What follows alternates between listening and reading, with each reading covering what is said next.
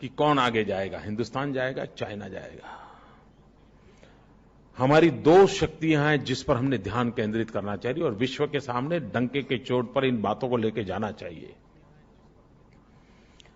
एक है, हम विश्व के सबसे नौजवान देश हैं, चीन नहीं है।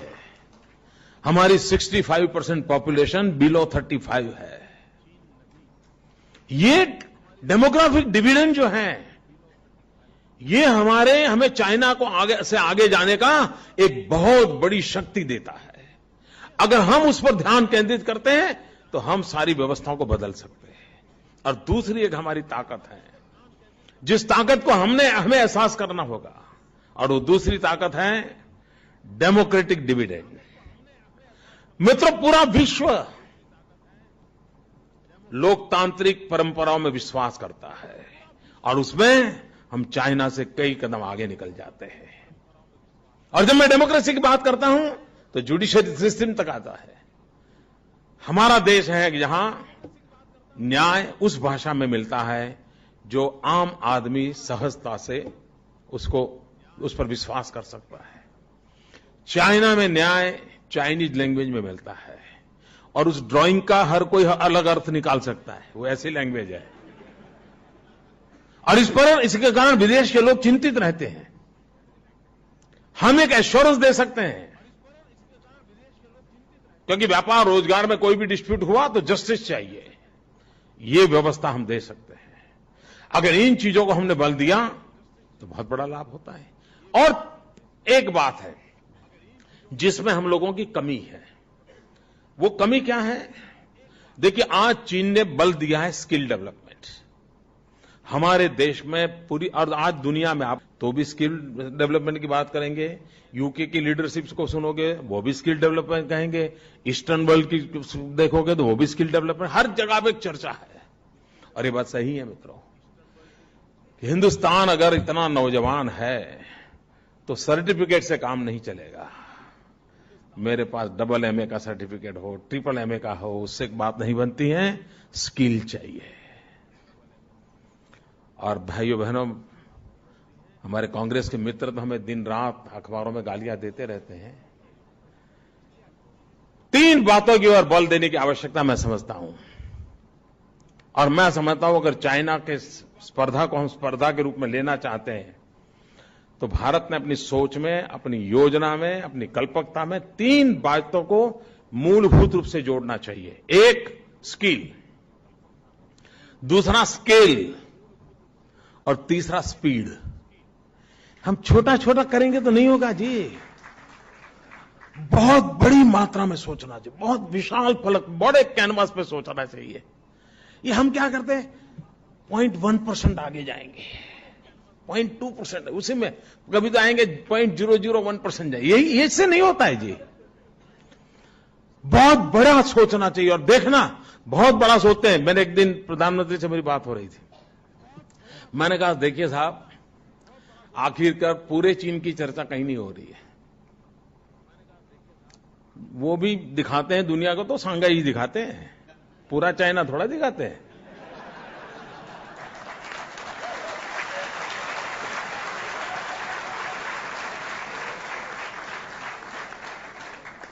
तो हमने कहा हमें भी एक व्यूहात्मक रीते पूरे विश्व के सामने अपनी ताकत दिखाने के लिए कुछ चीजें करनी चाहिए।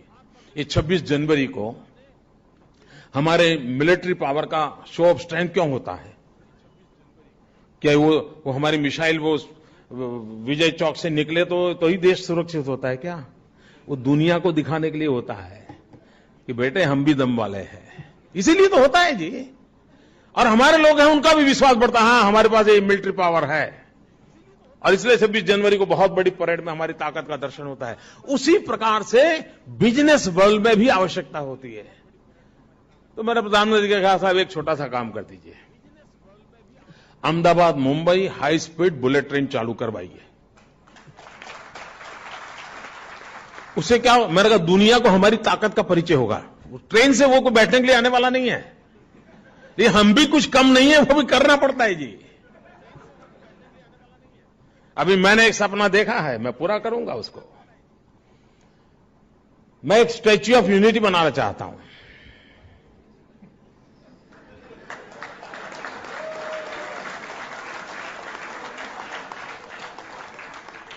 भारत को एक करने का भगीरथ काम किया था सरदार पटेल ने। उस सरदार पटेल का मुझे विशाल प्रतिमा खड़ी करनी है और उसको मैंने नाम दिया है स्टैच्यू ऑफ यूनिटी।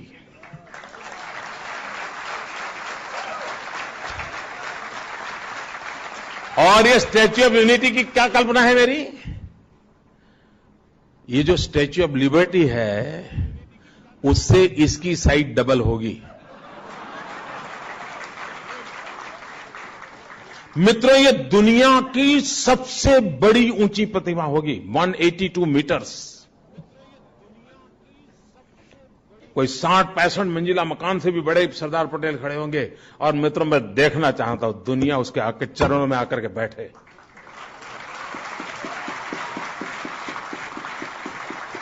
ये मिजाज चाहिए। हाँ, होता है, करते हैं, आता है।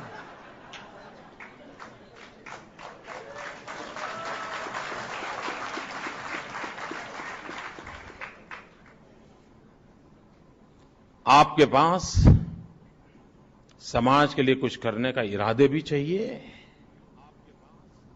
और कठोर परिश्रम करना पड़ता है। साहस चाहिए, निर्णय करने का साहस चाहिए, तो आप स्थितियां बदल सकते हैं जी।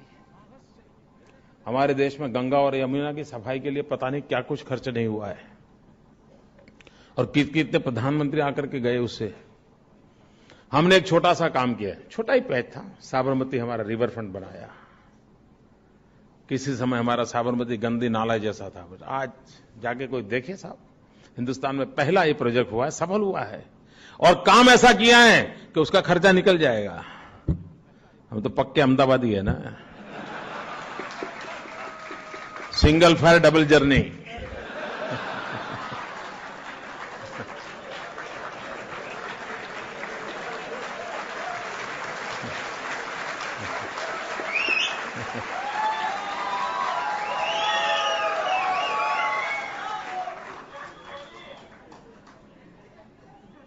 मित्रों, कहने का तात्पर्य यह है कि अगर हम सचमुच में इन 3 बातों की ओर आग्रह से सोचना चाहिए। स्किल के विषय में कोई कॉम्प्रोमाइज नहीं होना चाहिए, स्किल अपग्रेडेशन निरंतर होते रहना चाहिए। हमारे काम का स्केल बहुत बड़ा करना चाहिए मित्रों। अब जैसे हमने एक सोलर एनर्जी का किया, अब सोलर एनर्जी विषय ऐसा है कि कोई सोचता होगा भाई 1 मेगावाट 2 मेगावाट और एक मॉडल खड़ा कर दे, दुनिया को लाके जाकर के ले जाए, फोटो वोटो निकलवा दो यार, चलो। हमने कहा ऐसा नहीं होगा, हमें दुनिया का सबसे बड़ा सोलर पार्क बनाना है। अगर मेरे गुजरात के पास इतना बड़ा रेगिस्तान है तो किस काम का? उसी रेगिस्तान को हम ऊर्जावान क्यों नहीं बना सकते? और मित्रों, आज एशिया का सबसे बड़ा सोलर पार्क हमने बना दिया।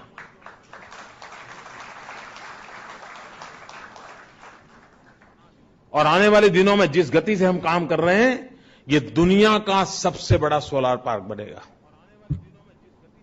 अब सूरज कोई सिर्फ मेरे यहां ही होता है क्या? कुछ नेता आजकल ऐसा भाषण करते हैं, हम क्या करें, मोदी जी के पास ये भी है, मोदी जी के पास वो भी है, हमारे पास तो नहीं। अरे रोते बैठते हो यार, चलो सूरज तो है कि नहीं है? तुम्हारे पास सूरज है कि नहीं है? तो करके दिखाओ ना। किसी ने पर्दा तो लगाया नहीं तुम्हारे स्टेट में।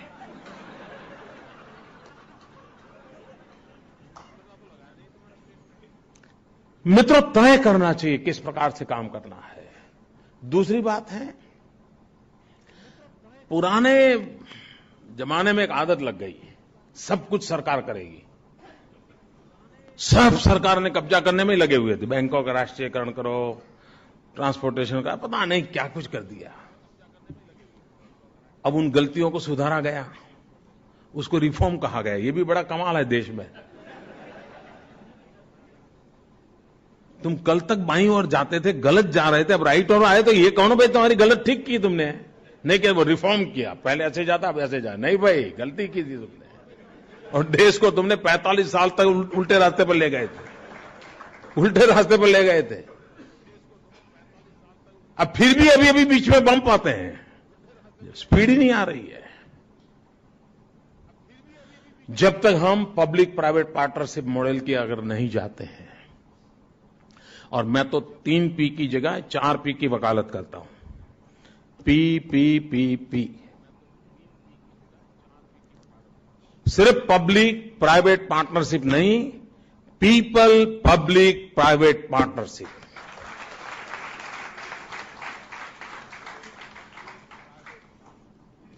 इन P4 फॉर्मूला को लेकर के हमको काम करना होगा, और तब जाकर के 100 करोड़ का देश है मित्रों, क्या सामर्थ्य पड़ा हुआ है देश में। एक बार उनको जोड़ दो, दुनिया बदल जाएगी दोस्तों।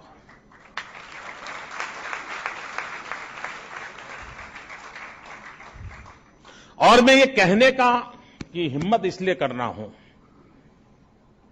कि गुजरात में हमने जिन चीजों को हाथ लगाया, ईश्वर कृपा से हर बात में सफलता मिली है।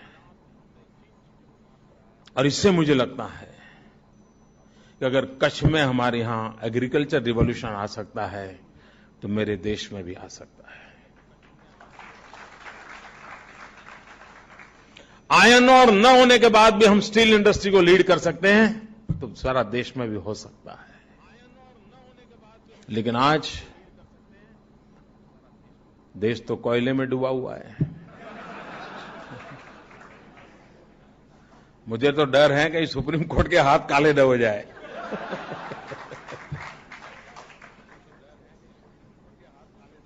सुप्रीम कोर्ट को इतना इंटरवीन करना पड़े, हर चीज में सुप्रीम कोर्ट को डंडा चलाना पड़े,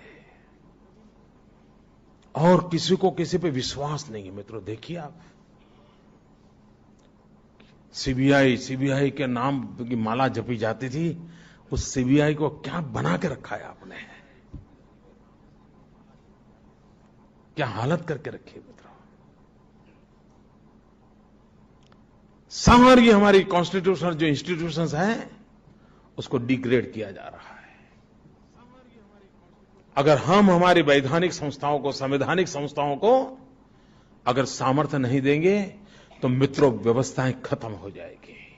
और लोकतंत्र में व्यवस्थाओं से चलता है, व्यक्ति आधारित लोकतंत्र नहीं होता है। व्यक्ति तो आएंगे जाएंगे, लोकतंत्र की व्यवस्था ही ये है। लोकतंत्र व्यवस्था केंद्रीय होना चाहिए, व्यक्ति केंद्रीय नहीं होना चाहिए। और जब तक आप आइडियाज को इंस्टीट्यूशनलाइज नहीं करते, तब तक आपको परिणाम नहीं मिलता है। गुजरात की सफलता का एक सबसे बड़ा रहस्य यह है कि गुजरात ने हर आइडिया को इंस्टीट्यूशनलाइज किया है। मोदी रहे या न रहे, काम चलता रहेगा।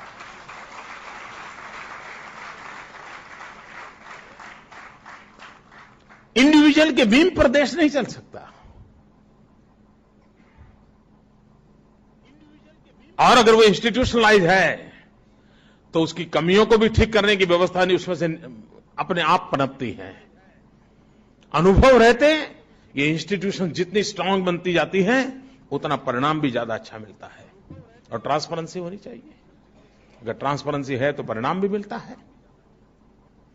मित्रों, कहने को बहुत सारे विषय हैं, मैं कोई ज्यादा तय करके तो बोलता नहीं हूं। क्या बोलूं? बोलते हैं कि बोलते नहीं। आइए आइए, स्वागत है, गुजरात आपका है, आइए।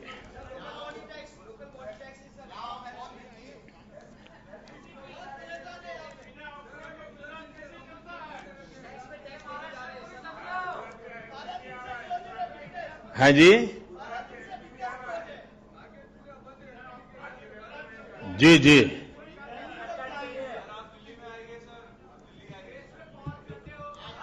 नहीं, आज तो मुझे अहमदाबाद जाना है।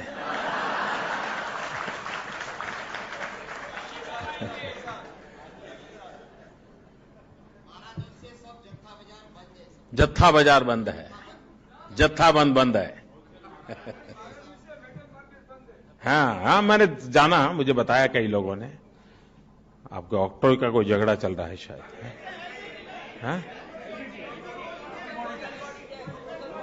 लोकल बॉडी टैक्स नहीं, ऑक्टोबर के बदले में आया ना। हाँ,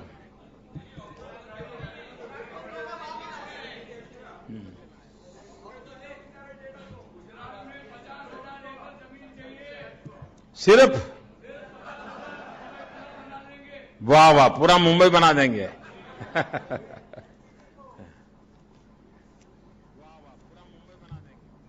आपकी आवाज मुझ तक पहुंच गई है।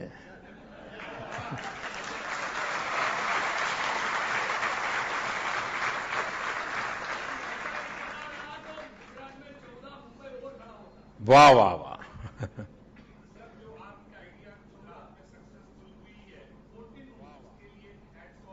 Thank you.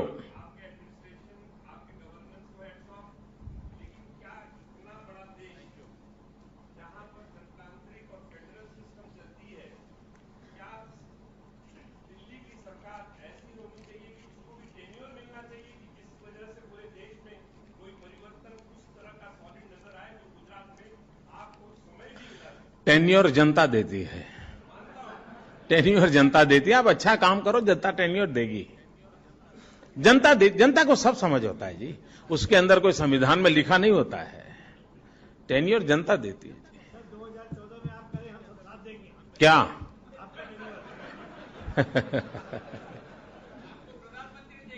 हाँ, अच्छा, तो दिल्ली हो आइए ना, दिखाई देंगे।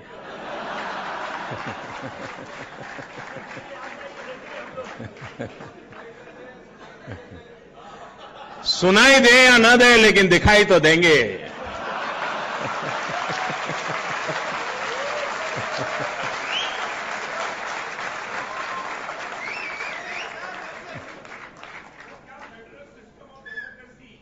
देखिए, फेडरल सिस्टम ये हमारी सबसे बड़ी ताकत है, उसको जरा भी खरोच नहीं आने देने चाहिए। भारत की एकता की बातें हुई हैं। धोलेरा, देखिए मित्रों, गुजरात में हम नए शहर बना रहे हैं। आपको भी मेरी प्रार्थना है, अगर वेबसाइट पर आप धोलेरा DHOLERA धोलेरा SIR इस पर जाएंगे तो बहुत डिटेल मिलेगी। हम अहमदाबाद से 80 किलोमीटर दूर समुद्र तट की तरफ एक नया पूरा शहर बना रहे हैं। नया शहर बना रहे हैं जो पूरी तरह सारी व्यवस्थाएं होगी। और वो कैसा शहर होगा, जैसे मैंने कहा ना, मेरा स्केल और स्पीड वाला मामला तो रहता ही है हर चीज में। मित्रों, आज जो दिल्ली है, हजारों साल के बाद जो आज दिल्ली बना है, उसकी जो साइज है, ये हमारा जो नया धोलेरा बनेगा, उसकी साइज दिल्ली से डबल है। ये हमारा जो धोलेरा बनेगा, आज जो सांगाई है, उस सांगाई से 6 गुना ज्यादा बड़ा हमारा वो धोलेरा बनने वाला है, 6 टाइम मोर। तो मित्रों, उस लेवल पे हम सोच रहे हैं और हमें विश्वास है कि नए शहर बनेंगे। आम सामान्य मानवीय की जो आवश्यकता है, व्यवस्था है, उसको बल मिलेगा। बहुत बहुत धन्यवाद मैं चैम्बर के मित्रों का, मथुरादास भाई का, आपने मुझे यहां आने का अवसर दिया। मैं आपका बहुत बहुत आभारी हूं। धन्यवाद।